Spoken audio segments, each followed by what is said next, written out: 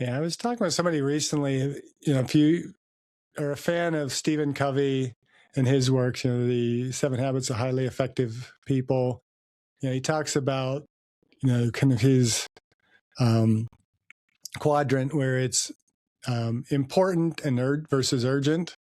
And you have things that are urgent and important, and then things that are not urgent and not important. And that's how we prioritize our time. There's a guy, I'm going to forget his name now.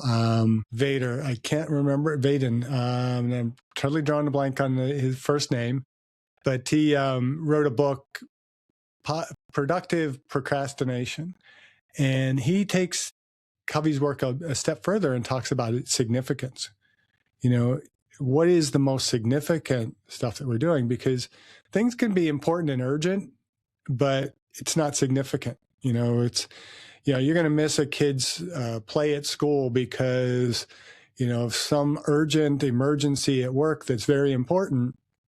I think of the movie Elf. It's one of my favorite movies because my dad's just very briefly in the Central Park scene. You can see him in the back.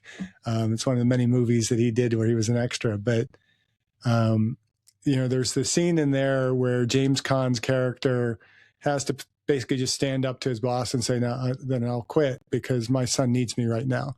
And what he was dealing with was an urgent, important situation, but his son at that moment was the more important, the more significant thing. And, whatever happened from that business meeting, that's going to happen, and good or bad, time's going to pass.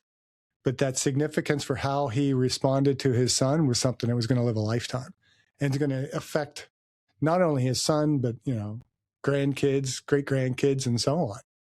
And so significance is something we tend to ignore. And, there's a lot of important stuff that's going to happen in our lives that we can forget about. It's going to be in the past and it's not going to be important, but significant stuff is going to be important. Yeah.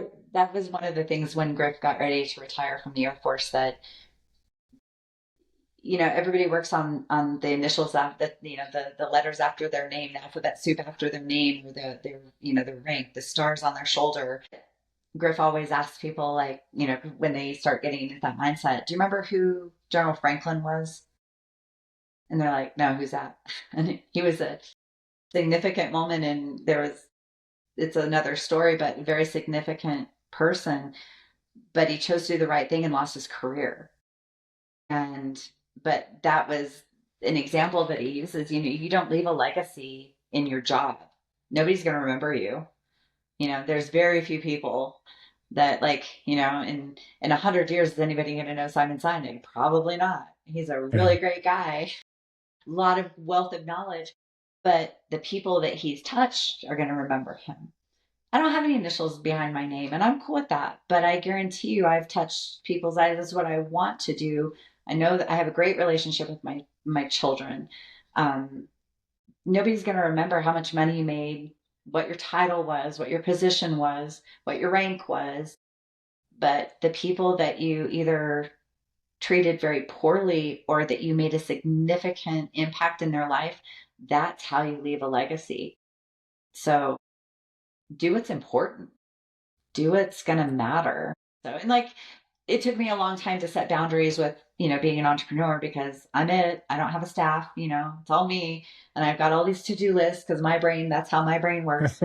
But as soon as I see my husband's car start to park in the garage, this gets shut down. This is not as important as he is because I wouldn't have any of this without him. So my time needs to be spent with him. So what warning signs tell you that you're becoming fragmented? Or maybe you don't become fragmented. You're just so solid. No, have you met me, Jeff? um, I can tell when I start, like, I can feel when I ramp up. I can feel when I'm not exercising because my body doesn't. I can tell when I've not eaten good or I've missed meals because I get too focused on this stuff, at my desk.